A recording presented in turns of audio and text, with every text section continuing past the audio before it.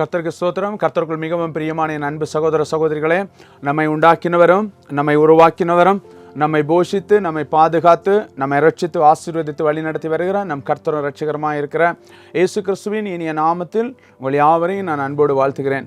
மீண்டுமாக இந்த காலை வேளையில் உங்களை சந்திப்பதற்கு கர்த்தர் கொடுத்த பெரிய கிருபைக்காக நான் ஆண்டவருக்கு நான் நன்றி செலுத்துகிறேன். போன வாரத்தில் நாம் பலிபீடம் என்கிற தலைப்பில் நம்ம ஆண்டவருடைய வார்த்தையை நாம் தியானிக்க ஆரம்பித்தோம். ஆண்டவருடைய பரிசுத்த சமூகத்திலிருந்து நாம் எப்படி பலிபீடம் எப்படிப்பட்டது, பலிபீடத்திலிருந்து நாம் எப்படி ஆண்டவருடைய சமூகத்திலிருந்து ஆசீர்வாதத்தை பெற்றுக்கொள்ள வேண்டும் என்பதை நாம் போன வாரத்தில் தியானித்தோம். முதலாவது ஒரே ஒரு பலிபீடம். நோவா எதற்கு பலிபீடம் கட்டினான்? அந்த பலிபீடத்திலிருந்து அவன் பெற்றுக்கொண்ட ஆசீர்வாதத்தையும் அதன் நிமித்தமாக நோவாவோடு ஆண்டவர் செய்த உடன்படிக்கையும் நான் கடந்த வாரத்தில் நாம் தியானித்தோம். இந்த நாளில் ஆபிரகாம் கட்டின பலிபீடம். முதலாவது நோவா பலிபீடம் கட்டினான், இரண்டாவதாக ஆபிரகாம் கட்டின பலிபீடங்கள் என்று சொல்லிக்கொண்டு இந்த ஆபிரகாம் தேவனாகிய கர்த்தரை அறியாமல் அவன் தன்னுடைய தகப்பனாகிய தேராகோடு வாழ்ந்து கொண்டிருக்கக்கூடிய வேளையில தேவன் அவனை அழைத்த பொழுது அவன் தேவனுடைய வார்த்தைக்கு அவன் கீழ்ப்படிந்து முழுவதுமாக அவன் என்ன செய்கிறான் என்று சொன்னால், தன்னுடைய ஜனத்தை விட்டு, தன்னுடைய இனத்தாரை விட்டு, தன்னுடைய மனைவியாகிய சாராயும் தன் சகோதரனாகிய லோத்துவோடு அவன் என்ன செய்கிறான் சொன்னால், அவனுக்கு இருக்கக்கூடிய ஆஸ்தி எல்லாவற்றையும் அவன் எடுத்துக்கொண்டு என்ன செய்கிறான் என்று சொன்னால், கடந்து வரக்கூடிய வேளையில் அவன் மோரே என்கிற சமபூமியை கடந்து வந்து சேருகிறான். தேவனுடைய சத்தத்தை அழைப்பை பெற்றுக்கொண்டு தேவன் சொன்ன வார்த்தையை அவன் கீழ்ப்படிந்து தேவன் அழைக்கிறதற்கு ஒரு நோக்கம் உண்டு என்பதை அவன் அறிந்து கொண்டு ஆண்டுடைய சத்தத்துக்கு கீழ்ப்படிந்து அவன் தன்னுடைய பெற்றோரை விட்டு, தன்னுடைய இனஜன பந்துக்களை விட்டு, தனக்கு இருக்கக்கூடிய எல்லா ஆசீர்வாதங்களையும், தனக்கு கர்த்தர் கொடுத்த ஆசீர்வாதங்கள், ஆஸ்திகள், அந்தஸ்துகள் எல்லாவற்றையும் கொண்டு வந்து அவன் கடந்து வரக்கூடிய வேளையில் மோரே என்கிற சமபூமியில் கடந்து வருகிறான். அந்த மோரே என்கிற சமபூமியில் கடந்து வரக்கூடிய வேளையில் கர்த்தர் என்ன செய்கிறார் என்று சொன்னால், ஆபிரகாமுக்கு தரிசனமாகி ஆண்டவர் அவனுக்கு ஒரு வாக்கு கொடுக்கிறார். அதை நீங்கள் ஆதியாகமத்தின் புத்தகம் 12ஆம் அதிகாரம் 7ஆம் வசனத்தில் நீங்கள் வாசித்தீர்கள் என்று சொன்னால் தெரியும். கர்த்தர் ஆபிரகாமுக்கு தரிசனமாகி உன் சந்ததிக்கு இந்த தேசத்தை கொடுப்பேன் என்று சொன்னார். அப்பொழுது அவன் தனக்கு தரிசனமான கர்த்தருக்கு அங்கே ஒரு பலிபீடம் கட்டினான். என் அன்பு தேவனுடைய பிள்ளையே, மிகவும் முக்கியமாக நாம் சிந்திக்க வேண்டிய ஒரு காரியம் என்னவென்று சொன்னால், தேவனை அறியாமல் இருக்கக்கூடிய ஒரு மனிதன் தேவன் அவனை அழைத்த பொழுது அந்த வார்த்தைக்கு அவன் கீழ்ப்படிந்து கடந்து வந்து ஒரு குறிப்பிட்ட இடத்தில் அவன் வந்து சேருகிறான். அந்த இடத்துல அவன் வந்து சேர்ந்த பிறகு ஆண்டவர் அவனுக்கு என்ன செய்கிறார் என்று சொன்னால், ஒரு தரிசனத்தை கொடுக்கிறார். அந்த தரிசனத்தை கொடுத்து, நீ எந்த இடத்துல நீ வந்து சேர்ந்தாயோ அந்த பூமியை நான் உனக்கு சுதந்திரமாக தருவேன் என்று சொல்லக்கூடிய வேளையில முதலாவதாக அவன் என்ன செய்கிறான் என்று சொன்னால், அந்த இடத்துல ஒரு பலிபீடம் கட்டினார். கர்த்தர் தனக்கு தரிசனமான அந்த இடத்துல என்று சொல்லிக்கொண்டு வேதம் சொல்லுகிறது. ஆதியாகமம் 12:7 தெளிவாய் சொல்லுகிறது, கர்த்தர் தனக்கு தரிசனமான இடத்திலே ஆண்டவருக்கு அவன் ஒரு பலிபீடம் கட்டினான். முதலாவதாக ஆபிரகாம் இந்த இடத்துல பலிபீடம் கட்டினான். ஆண்டவர் தரிசனமான இடத்துல ஒரு பலிபீடத்தை அவன் கட்டினான் என்று சொல்லிக்கொண்டு அதன் பிறகு நீங்கள் 12ஆம் அதிகாரம் 8ஆம் வசனத்தை நீங்கள் வாசித்து பார்த்தீர்கள் என்று சொன்னால், பின்பு அவன் அவ்விடம் விட்டு பெயர்ந்து பெத்தேலுக்கு கிழக்கே இருக்கும் மலைக்கு போய் பெத்தேல் தனக்கு மேற்காகவும் ஆயி கிழக்காகவும் இருக்க கூடாரம் போட்டு அங்கே கர்த்தருக்கு ஒரு பலிபீடத்தை கட்டி கர்த்தருடைய நாமத்தை தொழுது கொண்டான் என்று சொல்லிக்கொண்டு வேதம் சொல்லுகிறது. முதலாவதாக ஒரு பலிபீடம் கட்டுகிறான் கர்த்தர் தனக்கு தரிசனமான இடத்துல. இரண்டாவதாக அவன் என்ன செய்கிறான் என்று சொன்னால், அந்த இடத்தை விட்டு இன்னொரு இடத்துக்கு போகிறான். பெத்தேலுக்கு கிழக்கே இருக்கக்கூடிய ஒரு மலைக்கு போகிறான். அந்த இடத்துல போய் பெத்தேல் தனக்கு மேற்காகவும் ஆயி தனக்கு கிழக்காகவும் இருக்கும்படியாக கூடாரம் போட்டு ஒரு பலிபீடத்தை கட்டுகிறான். எதற்கென்று சொன்னால், கர்த்தரை தொழுது கொள்வதற்கு. இன்றைக்கு நம்முடைய வாழ்க்கையில நாம் மிகவும் யோசிக்க வேண்டிய ஒரு சூழ்நிலையில் இருக்க. இன்றைக்கு நம்ம அநேக வேளையில் நம்ம ஆண்டவருக்காக எதையாகிலும் செய்ய வேண்டும் என்று சொல்லிக்கொண்டு நம்ம பிரயாசப்படுகிறோம். இந்த ஆபிரகாம் கர்த்தரை தொழுது கொள்வதற்கு ஒரு பலிபீடம் கட்டுகிறான். இன்றைக்கு நாம் ஆண்டவரை தொழுது கொள்வதற்காக, நாம் ஆண்டவருடைய பரிசுத்த சமூகத்தை மகிமைப்படுத்துவதற்காக நாம் நம்முடைய வீட்டில் உட்கார்ந்து ஜெபிக்கக்கூடிய ஜெப இடம் ஒரு பலிபீடமாக மாற வேண்டும் என்று சொன்னால், நம்முடைய வாழ்க்கையை தேவனுக்கு பிரியமுள்ள ஒரு வாழ்க்கையாக ஒப்பு கொடுக்கும் பொழுதுதான் நாம் ஜெபிக்கிற இடம் பலிபீடமாக மாறும். வேதம் சொல்லுகிறது, 2 பேர் 3 பேர் என் நாமத்தின் நிமித்தமாக ஒரு மனமாய் ஜெபிக்கக்கூடிய வேளையில, அப்ப நாம் ஆண்டவருடைய சமூகத்தில் ஜெபிப்பதற்கு நாம் அமர்ந்திருக்கக்கூடிய இடம் ஒரு பலிபீடமாக மாற வேண்டும் என்று சொன்னால், முதலாவது நம்முடைய வாழ்க்கையை நாம் தேவனுக்கு பிரியமாக ஒப்புக் கொடுக்க வேண்டும். இந்த ஆபிரகாம் முதலாவதாக ஒரு தரிசனத்தை பெற்றுக்கொண்டு அந்த தரிசனத்தின்படி கடந்து வரக்கூடிய வேளையில ஆண்டவர் அவனுக்கு தரிசனமாக கூடிய வேளையில் அவன் ஒரு பலிபீடம் கட்டுகிறான். இரண்டாவதாக அவன் ஒரு இடத்துல போய் தங்குகிற இடத்துல ஆண்டவருக்கு ஒரு பலிபீடம் கட்டி அந்த இடத்துல அவன் கர்த்தரை தொழுது கொண்டான் என்று சொல்லிக்கொண்டு நம்ம வேதத்துல வாசிக்கிறோம். இன்றைக்கு நம்ம ஆண்டவரை தொழுது கொள்வதற்காக நாம் கட்டக்கூடிய பலிபீடங்கள் எப்படிப்பட்டது என்று சொன்னால், தேவனுடைய நாமத்தை, தேவனுடைய மகிமையை, தேவனுடைய பிரசன்னத்தை நம்முடைய வாழ்க்கையில சுதந்திரிப்பதற்கு ஆதாரமாக இருக்கிறது. இந்த ஆபிரகாம் அந்த இடத்துல அவன் பலிபீடத்தை கட்டி தொழுது கொண்டதன் நிமித்தமாக அவன் அந்த இடத்துல ஆசீர்வதிக்கப்பட்டான் என்று சொல்லிக்கொண்டு நம்ம வேதத்துல வாசிக்கிறோம். அந்த வேதத்தினுடைய பின்பகுதியை நீங்கள் வாசித்து பார்த்தீர்கள் சொன்னால் உங்களுக்கு தெரியும், அந்த இடத்துல ஆபிரகாம் பெற்றுக்கொண்ட ஆசீர்வாதங்கள் நம்ம எல்லாருக்கும் தெரியும். அவனுக்கு அதிகமாக மந்தைகள் பெருகினது என்று சொல்லிக்கொண்டு நம்ம வேதத்துல வாசிக்கிறோம். அதன் நிமித்தமாக என்ன செய்கிறான் என்று சொன்னால், அவனுடைய சகோதரனாய் இருக்கக்கூடிய லோத்து என்ன செய்கிறான் என்று சொன்னால், லோத்தினுடைய ஆடு மேய்ப்பர்களுக்கும் ஆபிரகாமுடைய மேய்ப்பர்களுக்கும் இடையே ஒரு தகராறு வரக்கூடிய வேளையில இந்த ஆபிரகாம் என்ன செய்கிறான் என்று சொன்னால், தன்னுடைய சகோதரனாகிய லோத்துக்கு என்ன செய்கிறான் சொன்னால் எல்லாத்தையும் விட்டு கொடுத்துறான். லோத்து பார்க்கிறான், நம்ம எந்த இடத்துக்கு போனா ஆசீர்வாதமாக இருக்கும் என்று சொல்லிக்கொண்டு அவன் தன்னுடைய கண்களை ஏறிட்டு பார்க்கக்கூடிய வேளையில அவன் சோதோம் பட்டணத்துக்கு அருகில் இருக்கக்கூடிய இடத்தை பார்த்து, நீர்வளம் மிகுந்தன அந்த இடத்தை பார்த்து அவன் அந்த இடத்துல கடந்து செல்கிறான். லோத்து பிரிந்து போன பிறகு மம்ரேயின் சமபூமியில மீண்டுமாக கர்த்தருக்கு அவன் ஒரு பலிபீடத்தை கட்டுகிறான். அதை நீங்கள் ஆதியாகமம் 13ஆம் அதிகாரம் 18ஆம் வசனத்துல நம்ம வாசித்து பார்க்கலாம். வேதம் நமக்கு 3 பலிபீடங்களை முதல் ஆபிரகாமுடைய வாழ்க்கையில் சொல்லுகிறது. முதலாவது கர்த்தர் தரிசனமான இடத்துல ஒரு பலிபீடம், இரண்டாவது எந்த இடத்துல தன்னுடைய கூடாரத்தை போட்டானோ அந்த இடத்துல ஆண்டவரை தொழுது கொள்வதற்கு ஒரு பலிபீடம், மூன்றாவதாக தன்னுடைய சகோதரனாகிய லோத்து போன பிறகு அவன் அந்த இடத்துல ஒரு பலிபீடம் கட்டுகிறான். அது எதற்கு என்று சொன்னால், லோத்து என்கிற தன்னுடைய சகோதரன் தன்னை விட்டு பிரிந்தாலும் தன்னை அழைத்த கர்த்தர் தன்னோடு இருக்கிறார், தன்னை அழைத்த தேவன் தங்கூட இருக்கிறார், அவன் கூட இருக்கிறார் என்பதை அவன் அறிந்து கொண்டு அதற்கு ஆதாரமாக கர்த்தருடைய நாமத்தினால் அவன் ஒரு பலிபீடத்தை கட்டி அந்த இடத்துல அவன் ஆண்டவருடைய நாமத்தை மகிமைப்படுத்தினான். இன்றைக்கு என் அன்பு சகோதரனே சகோதரியே, ஒரு சில வேளையில இன்றைக்கு உங்களுடைய வாழ்க்கையில உங்களுக்கு நான் உதவி செய்வேன் என்று சொல்லி இருக்கிறவர்கள் அநேகர் இருக்கலாம், அல்லது சொல்லலாம் உங்களுடைய போராட்டமான சூழ்நிலையில், உங்களுடைய நெருக்கமான சூழ்நிலையில், உங்களுடைய கலக்கமான சூழ்நிலையில், நான் உனக்கு அதை செய்திருவேன், நான் உனக்கு இதை செய்திருவேன், நான் உனக்கு இப்படி செய்திருவேன், நீ இப்படி நடந்துருன்னு சொல்லிட்டு அநேக உலக பிரகாரமான காரியங்களை உங்களுக்கு சொல்லி, உங்களுக்கு ஆசையான வார்த்தைகளை சொல்லி அல்லது நயவசனிப்பான வார்த்தைகளை சொல்லி உங்களுக்கு அநேக சம்பவங்களை உங்களுக்கு சொல்லியிருக்கலாம். ஆனால் ஒன்றே ஒன்று நீங்க மறந்து போகாதுங்க, யார் உங்களை கைவிட்டாலும் தாயின் கருவில் உருவாகும் முன்பே நம்முடைய அவயங்கள் உருவானதை கண்ட கர்த்தர் நம்மை ஒரு நாளும் கைவிடுவது கிடையாது. ஏனென்று சொன்னால் அவர் நம்மை உள்ளங்கையில் வரைந்து வைத்திருக்கிறார். இன்றைக்கு இந்த தேவ செய்தியை கேட்கக்கூடிய அன்பு சகோதரனே சகோதரியே, ஒரு சில வேளையில் இந்த வார்த்தை உனக்கு நேராக தான் கடந்து வருகிறது. ஏனென்று சொன்னால், நீ அநேக மனிதர்களை நம்பி நீ மோசம் போன சூழ்நிலையில நீ இன்றைக்கு கண்ணீரோடு, ஐயோ யார் எனக்கு ஆறுதல் செய்வார், யார் என்னுடைய வாழ்க்கையில மாற்றத்தை கொண்டு வருவார், யார் எனக்கு ஒத்தாசை செய்வார் என்று சொல்லிக்கொண்டு நீ புலம்பிக் கொண்டிருக்கிறாயா? உலக பிரகாரமாக எந்த மனிதர்களால நடக்க முடியாத ஒரு அதிசயத்தை செய்யக்கூடிய கர்த்தர் உங்கூட இருக்கிறார். அவர் சேனைகளின் கர்த்தர் என்பது அவருடைய நாமம். அந்த நாமத்துக்கு முன்பதாக நீ அவரை மகிமைப்படுத்தும் பொழுது எல்லா நாமத்துக்கு மேலான நாமத்தின் ஆசீர்வாதத்தை கர்த்தர் உனக்கு கொடுத்து, நீ எந்த இடத்துல நீ வெட்கப்பட வேண்டும் என்று நினைத்தாயோ, எந்த இடத்துல உன்னுடைய வாழ்க்கை முடிந்து போகும் என்று நினைக்காயோ, எந்த இடத்துல இவர்கள் எனக்கு ஆசீர்வாதத்தை கொடுத்தவர்கள் உன்னை விட்டு பிரிந்து போனார்களோ, அதே இடத்துல கர்த்தர் உன்னை ஆசீர்வதிக்க கர்த்தர் வல்லமை உள்ளவராக இருக்கிறார். அப்போஸ்தலனாகிய பேதுருவுடைய வாழ்க்கையில அவன் இரவெல்லாம் மீன் பிடிப்பதற்காக வலையப்படுகிறான். ஆனா வலையில மீன் கிடைக்கல. ஆனால் இயேசு அந்த இடத்துல வந்த பொழுது ஆண்டவர் சொன்னாரு, நீ திசையை மட்டும் திருப்பி வலையை போடுன்னு சொல்லிட்டு அந்த வலையை அருந்து போகத்தக்கதாக மீனை கர்த்தர் கொடுத்தார். இன்னைக்கு ஆண்டவர் உனக்கு சொல்லுகிறார், நீ எந்த இடத்துல உன்னுடைய வாழ்க்கை முடிந்து போனது, எந்த இடத்துல நீ ஆசீர்வாதத்தை இழந்து போனாய், எந்த இடத்துல நீ ஊழிய பாதையில நீ நொறுக்கப்பட்டாயோ, அதே இடத்துல கர்த்தர் உன்னை உருவாக்குவதற்காக தேவன் இன்றைக்கு உங்களோட இருந்து கொண்டிருக்கிறார். ஏனென்று சொன்னால், நீ அவருக்கு எடுத்த மகிமையான காரியங்கள், நீ அவருடைய சமூகத்தில் நீ ஒப்பு கொடுத்த அர்ப்பணிப்பு நிமித்தமாக ஆண்டவருடைய வாழ்க்கையில் ஒரு பெரிய காரியத்தை ஆண்டவர் உனக்கு செய்ய கர்த்தர் வல்லமை உள்ளவராக இருக்கிறார். ஹல்லேலூயா. ஆகையால் இன்றைக்கு என் அன்பு சகோதரனே சகோதரியே, இன்றைக்கு நீ இந்த தேவ செய்தி உனக்கு நேராக கடந்து வரக்கூடிய வேளையில உன்னுடைய வாழ்க்கை நீ ஆண்டவருக்கு பிரியமுள்ள வாழ்க்கை. ஆபிரகாம் கட்டின பலிபீடங்கள், முதலாவது தரிசனமான இடத்துல கர்த்தருக்கு என்று பலிபீடம் கட்டினான். இரண்டாவது ஆண்டவரை தொழுது கொள்வதற்காக பலிபீடம் கட்டினான். தன் சகோதரன் தன் கூட இருப்பான்னு சொல்லிட்டு ஒரு சில வேளையில் அவன் நினைத்திருக்கலாம். ஆனால் மேய்ப்பர்களுக்குள்ளால இருக்கக்கூடிய போராட்டத்தின் நிமித்தமாக அவர்கள் பிரிந்த பொழுது அவனுக்குள்ளால ஒரு விசுவாசம், என் சகோதரன் என்னை விட்டு பிரிந்தாலும் என்னை அழைத்த கர்த்தர் என்னோடு இருக்கிறார் என்கிற அந்த நம்பிக்கையில அவன் ஆண்டவருக்கு ஒரு பலிபீடத்தை கட்டி அவரை தொழுது கொண்டான் என்று சொல்லிக்கொண்டு நம்ம பார்க்கலாம்.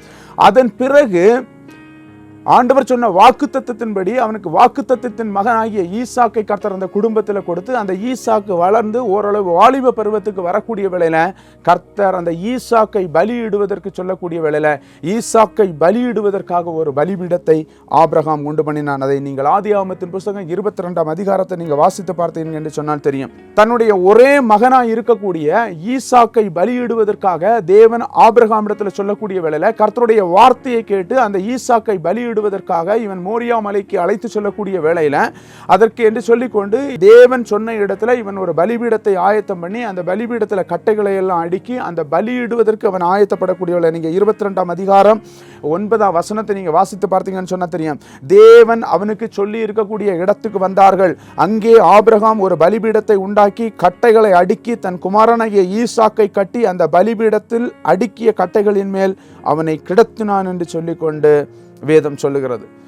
ஆண்டவர் சொன்ன இடத்துல தன்னுடைய மகனை பலியிடுவதற்காக கடந்து வருகிறான். என் அன்பு சகோதரனை சகோதரியை கொஞ்சம் நம்ம யோசித்து பார்க்கணும். ஆண்டவர் அவனுக்கு என்ன வாக்கு கொடுத்தார்?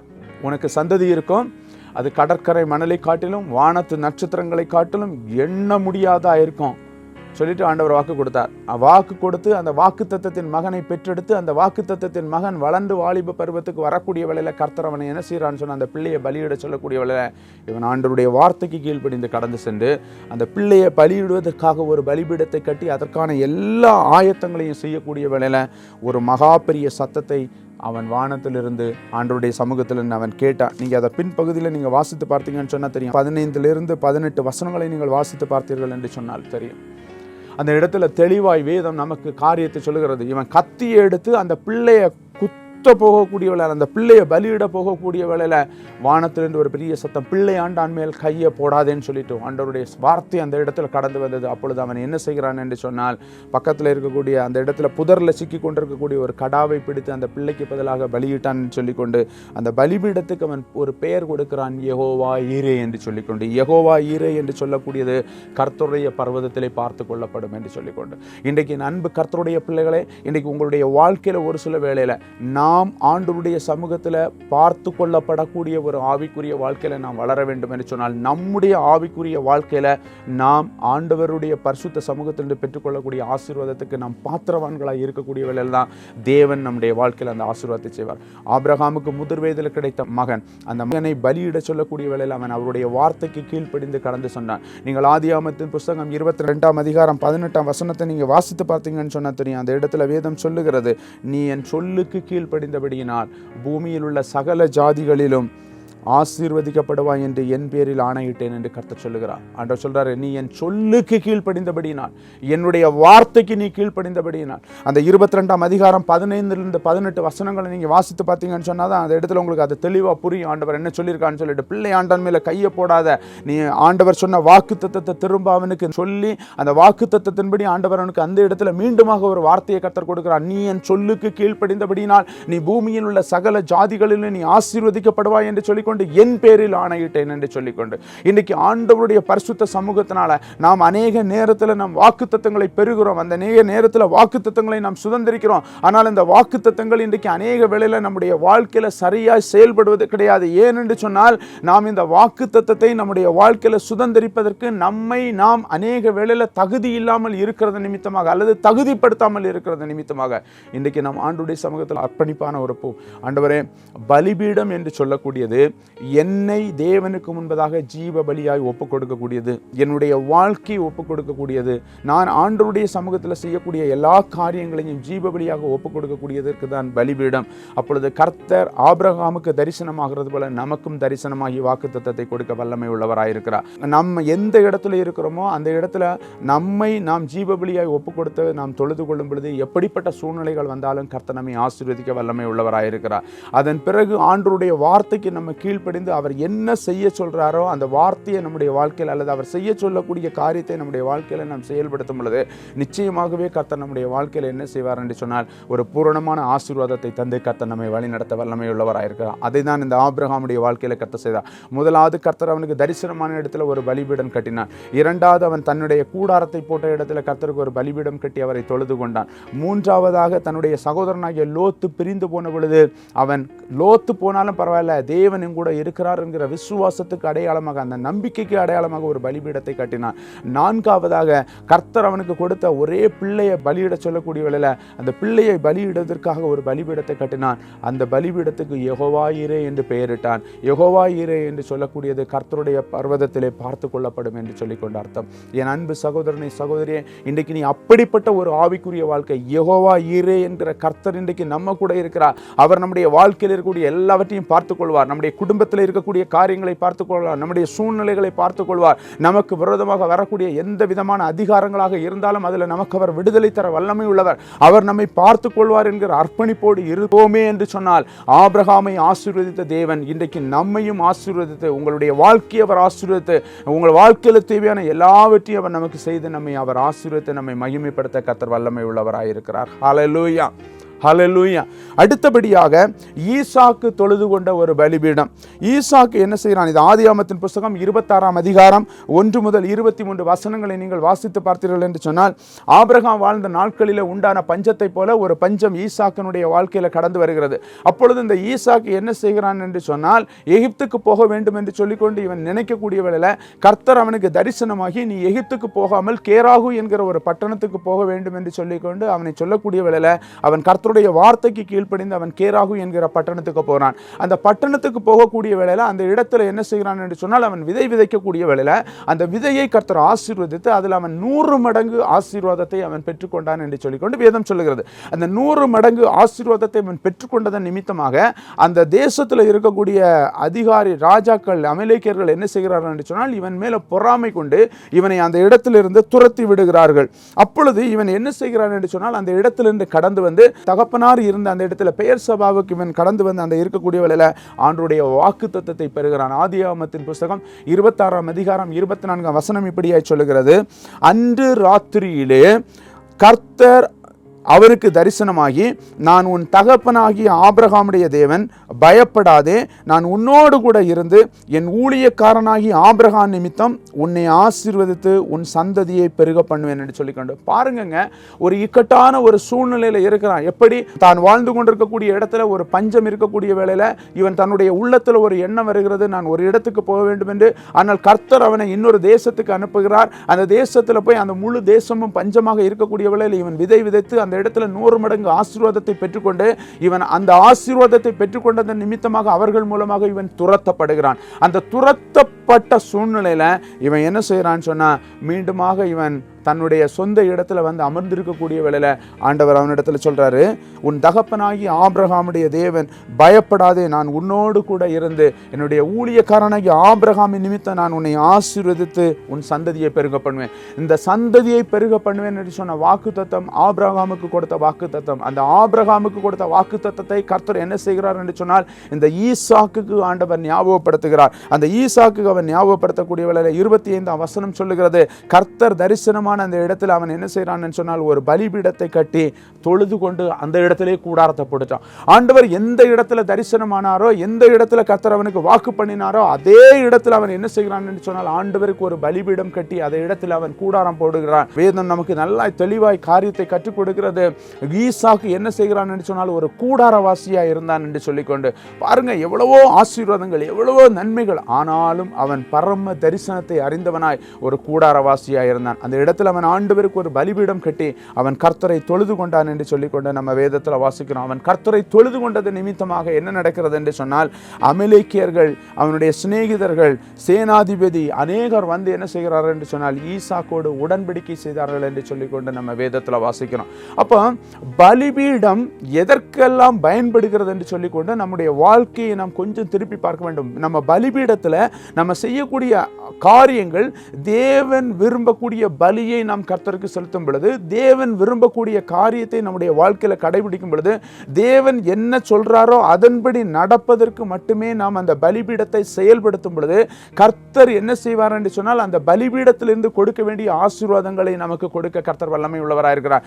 ஈசாக்குனுடைய வாழ்க்கையில ஒரு பயங்கரமான ஒரு சூழ்நிலை வரக்கூடிய வேளையில ஆண்டவர் அவனுக்கு தரிசனமாக கூடிய வேளையில அவன் வாக்குத்தத்தத்தை பெற்றுக்கொண்டு அந்த வாக்குத்தத்தத்தை அவன் சுதந்தரித்து அந்த வாக்குத்தத்தத்தின்படி அவன் ஆண்டவருடைய சமூகத்தில் ஒரு பலிபீடத்தை கட்டி தொழுது கொள்ளக்கூடிய வேளையில யார் இவனை துரத்தினார்களோ அவர்கள் இவனோடு உடன்படிக்கை செய்யும்படியான ஒரு கிருபையை கர்த்தர் உண்டு பண்ணினார். இன்றைக்கு ஒரு சில வேளையில ஆண்டவருடைய சமூகத்தில் நீங்கள் துரத்தப்பட்டிருக்கலாம், அல்லது நீங்கள் புறக்கணிக்கப்பட்டிருக்கலாம், அல்லது நீங்கள் அநேகரால வெறுக்கப்பட்டிருக்கலாம். ஆனால் உங்களை நேசிக்கிற கர்த்தர் ஒருவர் உங்களோடு இருக்கிறார். உங்களுடைய வாழ்க்கையில மாற்றத்தை கொடுக்கக்கூடிய தேவன் ஒருவர் உங்களோடு இருந்து கொண்டிருக்கிறார். அவர் நீங்க எந்த சூழ்நிலையில் இருந்தாலும் பரவாயில்ல, அவருக்கு தேவை என்னன்னு சொன்னா பரிசுத்தம் உள்ள ஜீவியம். அவர் விரும்பக்கூடிய ஒரு ஆவிக்குரிய வாழ்க்கையில இருக்கக்கூடிய வேளையில கர்த்தர் கட்டாயம் நம்முடைய வாழ்க்கையில என்ன செய்வார் என்று சொன்னால் ஒரு பெரிய ஆசீர்வாதத்தை கொடுத்து தேவன் நம்ம வழிநடத்த கர்த்தர் வல்லமை உள்ளவராயிருக்கிறார். ஹல்லேலூயா. அடுத்தபடியாக யாக்கோபு கட்டின பலிபீடம். யாக்கோபுடைய வாழ்க்கை குறித்து நம்ம எல்லாருக்கும் தெரியும். முதல்ல அவன் என்ன செய்கிறான் என்று சொன்னால், தன்னுடைய பெற்றோரை விட்டு போகக்கூடிய வேளையில அவன் ஒரு இடத்துல இரவு தங்கக்கூடிய வேளையில கர்த்தர் அவனுக்கு தரிசனமாகிறார். அந்த தரிசனத்தை எல்லாம் அவன் முடித்துவிட்டு அவன் தன்னுடைய மாமனாகிய லாபானுடைய வீட்டுக்கு கடந்து சென்று அநேக வருடங்கள் அங்கே வேலை செய்து அவன் திருமணம் முடிந்து பிள்ளைகள் எல்லாவற்றையும் சுதந்திரித்து ஆசீர்வாதங்களை பெற்றுக்கொண்டு மீண்டுமாக அவன் சொந்த இடத்துக்கு கடந்து வரக்கூடிய வேளையில ஆதியாகமத்தின் புஸ்தகம் 33ஆம் அதிகாரத்தை நீங்க வாசித்து பார்த்தீங்கன்னு சொன்னா தெரியும். தன் மாமனாகிய லாபானை விட்டு தன் மனைவி தன் மறுமனையாட்டி தன் பிள்ளைகளுடன் கானான் தேசத்துக்கு திரும்பி வந்து யாக்கோபு தன் சகோதரனாகிய ஏசாவை சந்தித்து இருவரும் சமாதானமான பின் கானான் தேசத்தில் உள்ள சாலேம் என்னும் சீகோமுடைய பட்டணத்துக்கு எதிரே ஒரு கூடாரம் போட்டான். மாமனார் வீட்டில இருந்து எல்லாம் கிளம்பிட்டாங்க. தன்னுடைய மனைவி, தன்னுடைய பிள்ளைகள், தன்னுடைய மறுமனையாட்டிகள், அவர்களுக்கு பெற்ற பிள்ளைகள் இருக்கக்கூடிய எல்லாவற்றையும் எடுத்துக்கொண்டு இவர்கள் கிளம்பி என்ன செய்கிறார்கள் என்று சொன்னால், தன் சகோதரனாகிய ஏசாவை இவன் சந்திக்கிறான். அந்த ஏசாவோடு இவன் சமாதான உடன்படிக்கை பண்ணின பிறகு இவன் என்ன செய்கிறான் என்று சொன்னால், சாலோம் என்கிற சீகம் என்கிற பட்டணத்துக்கு எதிரே இவன் ஒரு கூடாரம் போட்டு அந்த இடத்துல இருந்து அங்கு ஆண்டவருக்கு ஒரு பலிபீடம் பட்டினான். ஆதியாகமத்தின் புஸ்தகம் 33ஆம் அதிகாரம் இதை தெளிவாய் சொல்லுகிறது. அங்கே ஒரு பலிபீடத்தை கட்டி அதற்கு ஏல் ஏலோகே இஸ்ரவேல் என்று பெயரிட்டான் என்று சொல்லிக்கொண்டு, என் அன்பு தேவனுடைய பிள்ளையே, ஏல் ஏலோகே இஸ்ரவேல் என்று சொல்லக்கூடியது இஸ்ரவேலின் தேவன் வல்லமை உள்ளவர் அல்லது வல்லமை உள்ள இஸ்ரவேலின் தேவன் என்று சொல்லி கூட நம்ம பொருள் கொள்ளலாம். இன்றைக்கு நீ சமாதானத்தை பெற்றுக்கொள்ள வேண்டும் என்று சொன்னால் இஸ்ரவேலின் தேவன் வல்லமை உள்ளவர் என்பதை நீ விசுவாசித்து உனக்கு விரோதமாக வரக்கூடிய சூழ்நிலையில நீ உன்னுடைய வாழ்க்கையை ஒப்புக் கொடுப்பாய் என்று சொன்னால் கர்த்தர் நம்முடைய வாழ்க்கையில பெரிய காரியங்களை செய்ய வல்லமை உள்ளவராயிருக்கிறார். ஆனால் இவன் அந்த இடத்துல பலிபீடம் கட்டி ஆண்டவரை தொழுது கொண்டு அந்த இடத்துல அவன் கூடாரவாசியாக இருக்கக்கூடிய வேளையில கர்த்தர் அவனுக்கு என்ன செய்கிறார் என்று சொன்னால் தரிசனமாகிறார். ஆதியாகமத்தின் புஸ்தகம் 35ஆம் அதிகாரம் 1 முதல் 7 வசனங்களை நீங்கள் வாசித்து பார்த்தீர்கள் என்று சொன்னால் தெரியும். தேவன் யாக்கோபை நோக்கி, நீ பெத்தேலுக்கு போய் அங்கே நீ குடியிருந்து உன் சகோதரனாகிய ஏசாவுடைய முகத்துக்கு ஓடி போகிற பொழுது உனக்கு தரிசனமான தேவனுக்கு நீ ஒரு பலிபீடத்தை கட்டுன்னு சொல்லிட்டு ஆண்டவர் என்ன சொல்றாருன்னு சொல்லக்கூடிய வேளையில யாக்கோபு என்ன செய்யறான்னு சொன்னா, தன்னுடைய மனைவி, தன்னுடைய உடன் இருக்கக்கூடிய வேலையாட்கள் எல்லாரிடத்திலும் 3 காரியத்தை சொல்றான். 1, அந்நிய தெய்வங்களை விலக்க வேண்டும். 2வது, நீ சுத்தம் பண்ணி கொள்ள வேண்டும். 3வது, உன்னுடைய வஸ்திரத்தை மாற்ற வேண்டும். 3 கண்டிஷனை யாக்கோபு கொடுக்கிறான். ஏனென்று சொன்னால் கர்த்தர் யாக்கோபுக்கு தரிசனமாகி தன்னுடைய சகோதரனுக்கு நீ தப்பி ஓடக்கூடிய வேளையில எந்த இடத்துல கர்த்தர் தரிசனமானார் அந்த இடத்துல பலிபீடம் கட்ட சொல்லக்கூடிய வேளையில இவன் தன்னோடு இருக்கக்கூடிய தன் மனைவி, தன்னுடைய மறுமனையாட்டி, தன்னுடைய பிள்ளைகள், தன்னோடு இருக்கக்கூடிய வேலைக்காரர்கள் எல்லாருக்கும் என்ன கட்டளை எடுக்கிறான்னு சொன்னால், அந்நிய தெய்வங்களை விலக்க வேண்டும். நம்பர் 1, அந்நிய தெய்வங்களை விலக்க வேண்டும். நம்பர் 2, உன்னை சுத்தம் பண்ண வேண்டும். 3வது, உன்னுடைய வஸ்திரத்தை மாற்ற வேண்டும். அந்நிய தெய்வம் என்று சொல்லக்கூடியது இன்றைக்கு இயேசுவின் நாமம் என்று சொல்லிக்கக்கூடிய அநேகர் இன்றைக்கு தவறான காரியங்களுக்கு அடிமைப்படுத்தக்கூடிய காரியங்கள் என்று நீ விலக வேண்டும். 2வது, உன்னை சுத்தம் பண்ண வேண்டும். உனக்குள்ளால பரிசுத்தம் இருக்கணும். நீ பரிசுத்தம் இல்லைன்னு சொன்னா நீ ஆசீர்வாதத்தை பெற்றுக்கொள்ள முடியாது. 3வது, வஸ்திரம், பாவம் என்கிற வஸ்திரம் உன்னை விட்டு வெளியே போக வேண்டும். இன்னைக்கு அநேக பாவம் என்ன செய்கிறது என்று சொன்னால் நமக்கு ஆசீர்வாதத்தை தடுக்கிறது. அதை விட்டு நீ வெளியே. அவர்கள் எல்லாரும் என்ன செய்கிறார்கள் சொன்னால் இந்த 3 காரியத்தை செய்கிறார்கள். அந்நிய தெய்வங்களை விலக்குகிறார்கள், தங்களை பரிசுத்தப்படுத்திக் கொள்கிறார்கள், வஸ்திரங்களை மாற்றி என்ன செய்கிறான்னு சொன்னால் அந்த காதணிகள் எல்லாவற்றையும் கொண்டு வந்து ஒரு மரத்தின் கீழ் புதைத்து விட்டு இவர்கள் என்ன செய்கிறார்கள் சொன்னால் அங்க யாக்கோபுக்கு எந்த இடத்துல கர்த்தர் தரிசனமாகிறாரோ அந்த இடத்துல கடந்து வந்து ஆதியாகமம் 35:7 வாசித்து பார்த்தால் தெரியும். அங்கே ஒரு பலிபீடத்தை கட்டி தன் சகோதரனுடைய முகத்துக்கு ஓடின பொழுது தேவன் தனக்கு தரிசனமானபடினால் அந்த இடத்துக்கு ஏல் பெத்தேல் என்று பெயரிட்டான். அந்த இடத்துல அவன் ஒரு பலிபீடத்தை கட்டி அந்த இடத்துக்கு ஏல் பெத்தேல் என்று பெயரிட்டான். ஏல் பெத்தேல் என்று சொல்லக்கூடியது தேவனுடைய வீடு என்று பொருள். ஏனென்று சொன்னால் இந்த தரிசனத்தை அவன் ஏற்கனவே ஒரு தடவை பார்த்திருக்கிறதுனால இன்று அவன் அந்த இடத்துக்கு ஏல் பெத்தேல் என்று பெயரிட்டான். என் அன்பு சகோதரனை, சகோதரியே, இன்றைக்கு உன்னுடைய வீடு தேவனுடைய வீடாக மாற வேண்டும் என்று சொன்னால், நீ வேலை செய்யக்கூடிய அலுவலகம் தேவனுடைய வீடாய் மாற வேண்டும் என்று சொன்னால், நம்முடைய ஊழிய பாதை தேவனுடைய வீடாக மாற வேண்டும் என்று சொன்னால், ஒன்று நம்மிடத்தில் இருக்கக்கூடிய அந்நிய கிரியைகள் அழிந்து போக வேண்டும். இரண்டாவது நமக்கு பரிசுத்தம் தேவை. மூன்றாவதாக நம்முடைய பாவ வஸ்திரங்கள் மாற்றப்படும் பொழுது கர்த்தர் நம்ம கூட இருந்து நம்மை வழி நடத்த வல்லமை உள்ளவராக இருக்க. நம்ம கண்களை மூடி செபிக்கலாம். ஆண்டவருடைய சமூகத்தில் நம்மை ஒப்பு கொடுத்து செபிக்கலாம். ஸ்தோத்திரிக்கிறோம் ஆண்டவரே, ஸ்தோத்திரம் ஐயா, ஸ்தோத்திரிக்கிறோம் ஆண்டவரே, ஸ்தோத்திரம் ஆண்டவரே, ஸ்தோத்திரம் ஐயா. இந்த நாளில் தகப்பனே, ஆபிரகாமுடைய வாழ்க்கையில கர்த்தர் தரிசனமான பொழுது ஆண்டவரே அவன் ஒரு பலிபீடம் கட்டினான் ஐயா. அதன் பிறகு கூடாரம் போட்டு ஆண்டவருடைய நாமத்தை மகிமைப்படுத்துவதற்காக ஒரு பலிபீடத்தை கட்டி அவன் தொழுது கொண்டான் என்று நாங்கள் வேதத்தில் வாசிக்கிறோம். ஈசாக்குனுடைய வாழ்க்கையில கர்த்தர் வாக்குத்தத்தம் பண்ணக்கூடிய வேளையில கர்த்தர் அவனுக்கு தரிசனமாகி வாக்குத்தத்தம் கொடுக்கக்கூடிய வேளையில ஒரு பலிபீடத்தை கட்டி தொழுது கொண்டான். யாக்கோபு அநேக பாடுகள் உபத்திரவத்தோடு கடந்து வரக்கூடிய வேளையில சீகோம் என்கிற பட்டணத்தின் அருகில கூடார வாசியா இருந்து ஆண்டவரை ஒரு பலிபீடத்தை கட்டக்கூடிய வேளையில கர்த்தர் அவனுக்கு தரிசனமாகி ஆண்டவரே அவன் தன்னுடைய சகோதரனுக்கு தப்பி ஓடக்கூடிய வேளையில எந்த இடத்துல ஆண்டவர் தரிசனமானீரோ அந்த இடத்துல ஒரு பலிபீடத்தை கட்ட சொல்லக்கூடிய வேளையில அவன் தன்னுடைய வாழ்க்கையில தன்னோடு இருக்கக்கூடிய எல்லா ஜனங்கள் இடத்திலும் அந்நிய தெய்வங்களை விட்டு ஆண்டவரை தங்களை பரிசுத்தப்படுத்திக் கொண்டு தங்களுடைய வஸ்திரங்களை மாற்றி ஒரு புதிய ஆவிக்குரிய வாழ்க்கைக்குள்ளால் வழிநடத்த சொல்லக்கூடிய அவர்கள் அதை செய்த பொழுது ஆண்டவரே அவர்கள் தகப்பனை கர்த்தர் தரிசனமான இடத்துல கடந்து வந்து அவன் ஒரு பலிபீடத்தை கட்டி ஆண்டவரே அந்த பலிபீடத்துக்கு ஆண்டவரே ஏல் பெத்தேல் என்று பெயரிட்டான் அல்லவா. அந்த ஏல் பெத்தேல் என்று சொல்லக்கூடியது தேவனுடைய வீடு என்று நாங்கள் வேதத்தில் தகப்பனை நாங்கள் வாசிக்கிறோம். ஆண்டவரே இன்றைக்கு தகப்பனே தங்களுடைய வாழ்க்கையை ஒப்பு கொடுத்து ஜெபிக்கக்கூடிய ஒவ்வொருடைய வாழ்க்கையிலும் ஆண்டவரே இவருடைய இல்லம் தகப்பனை ஒரு ஏல் பெத்தேலாய் மாறுவதாக, ஆண்டவரே இவருடைய வாழ்க்கை தகப்பனை ஒரு தேவனுடைய வீடாய் மாறுவதாக, இவருடைய குடும்பம் தேவனுடைய வீட்டின் குடும்பம் தேவனுடைய பிள்ளைகள் என்கிற ஆசீர்வாதத்தின் ஐஸ்வர்யத்தை பெற்றுக்கொள்வதாய் மாறும்படி ஜெபிக்கிறோம். இவர்கள் செய்கிற வேலை ஸ்தலத்திலும் அப்படிப்பட்ட ஒரு ஆசீர்வாதம் உண்டாகுவதாக. ஆண்டவரே தடைகளை கொண்டு வருகிற எல்லா பலவானுடைய ஆவிகளையும் நாங்கள் கர்த்தராகிய இயேசு கிறிஸ்துவின் வல்லமை உள்ள நாமத்தினால் நாங்கள் முறியடித்து ஜெபிக்கிறோம் ஆண்டவரே. கர்த்தருடைய ஆவியானுடைய கிருபை, கர்த்தருடைய வல்லமை, கர்த்தருடைய இரக்கம் ஆண்டவரே ஒவ்வொருவரையும் தொடும்படி நாங்கள் ஜெபிக்கிறோம் ஆண்டவரே. இது பலத்தினாலும் அல்ல, இது பராக்கிரமத்தினாலும் அல்ல, இது கர்த்தருடைய ஆவியினாலே ஆகும் என்று சொன்னீர்களா. அந்த ஆவியின் பலத்தினால் ஐயா ஜெயம் உண்டாகும்படி ஜெபிக்கிறோம் ஆண்டவரே. பரிசுத்த ஆவியானவரை இன்றைக்கு தகப்பனே ஆண்டவருடைய பரிசுத்த சமூகத்தில் ஆண்டவரே பலிபீடங்கள் எதற்கு என்று சொல்லிக்கொண்டு ஆண்டவரே அநேக விதமான தவறான சூழ்நிலைகளுக்கு பலிபீடத்தில் கடந்து சென்று செய்யக்கூடிய எல்லா மாயான கிரியைகளையும் கர்த்தர் அழித்து போட்டு பலிபீடம் ஆண்டவரை பரிசுத்தமாய் தொழுது கொள்கிறதுக்கு, பலிபீடம் ஆண்டவருடைய வாக்குத்தத்தத்தை பெற்றுக்கொள்வதற்கு, பலிபீடம் ஆண்டவரிடத்திலிருந்து நன்மையை சுதந்திரிப்பதற்கு, பலிபீடம் கர்த்தருக்கு என்று நன்றி செலுத்துகிற ஒரு இடம் என்பதை அறிந்து ஆண்டவரை இவர்கள் தங்களுடைய வாழ்க்கையை தேவனுக்கு பிரியமாய் ஒப்புக் கொடுக்கும் பொழுது கர்த்தர் இவர்கள் வாழ்க்கையில பெரிய காரியங்களை செய்வீராக. வேதம் சொல்லுகிறபடி ஆண்டவரை நினைக்குவதற்கும் வேண்டிக் கொள்வதற்கும் அதிகமாக பெரிய காரியங்களை செய்யுங்க. ஆராய்ந்து முடியாத பெரிய காரியங்கள், எண்ணி முடியாத அதிசயங்களை செய்து ஆண்டவரே இந்த பிள்ளைகள் ஒவ்வொருவரும் பிதா குமாரன் பரிசுத்த ஆவியானுடைய நாமத்தினால் ஆசீர்வதிக்கப்படுவார்களாக. உம்முடைய ஊழியக்காரனான இவர்களை வாழ்த்துகிறேன். இவர்கள் குடும்பத்தில் இவருடைய சூழ்நிலைகள் மாறட்டும், தடைகள் மாறுவதாக ஆண்டவரே. எல்லா அந்தகார ஆவிகளும் இயேசுவின் நாமத்தினால முறியடிக்கப்படட்டும். கர்த்தர் பெரிய காரியங்களை செய்யுங்க. நீங்க மகிமைப்படுத்துங்க, மகிமை அடைங்க. இயேசுவின் வல்லமை உள்ள நாமத்தில் ஜெபிக்கிறேன் பரிசுத்த பிதாவே. ஆமேன், ஆமேன், ஆமேன். கர்த்தர் உங்களை ஆசீர்வதிப்பாராக. என் அன்பு தேவ பிள்ளைகளே, இந்த தேவ செய்தி உங்களுக்கு பிரயோஜனமாக இருந்திருக்கும் என்று நான் கர்த்தருக்குள் விசுவாசிக்கிறேன். இதனுடைய தொடர்ச்சியை நீங்கள் மீண்டுமாக அடுத்த வாரத்தில் கண்டு கர்த்தரை மகிமைப்படுத்தலாம். கர்த்தர் உங்களை ஆசீர்வதிப்பாராக. God bless you all. கர்த்தருக்குள் பிரியமான அன்பு சகோதர சகோதரிகளே, உங்களை யாவருக்கும் அன்பின் வாழ்த்துக்கள். கர்த்தருடைய பெரிதான கிருபையினால ஆண்டவர் அடியனுக்கு ஒரு சில ஆவிக்குரிய புத்தகங்களை எழுதும்படியான கிருபையை கர்த்தர் எனக்கு கொடுத்தார். அந்த புத்தகத்தை எழுதுவதற்கு கர்த்தர் அடியனுடைய உள்ளத்தில் அநேக நாட்களாய் பேசி கொண்டிருந்தாலும் முதல் முறையாக நான் அருமையான அன்பு அண்ணன் சாம் ஜெபத்ரே அவருடைய திருச்சபையில் ஒரு நாள் நான் பைபிள் ஸ்டடி அட்டன் பண்ணி கொண்டிருக்கக்கூடிய வேளையில் அண்ணன் மூலமாக ஆவியானவர் பேசினது நிமித்தமாக முதலாவதாக குடும்ப வாழ்க்கையும் குழந்தை பாக்கியம் என்கிற ஒரு புஸ்தகத்தை எழுதும்படியாக கர்த்தர் எனக்கு கிருபை செய்தார்.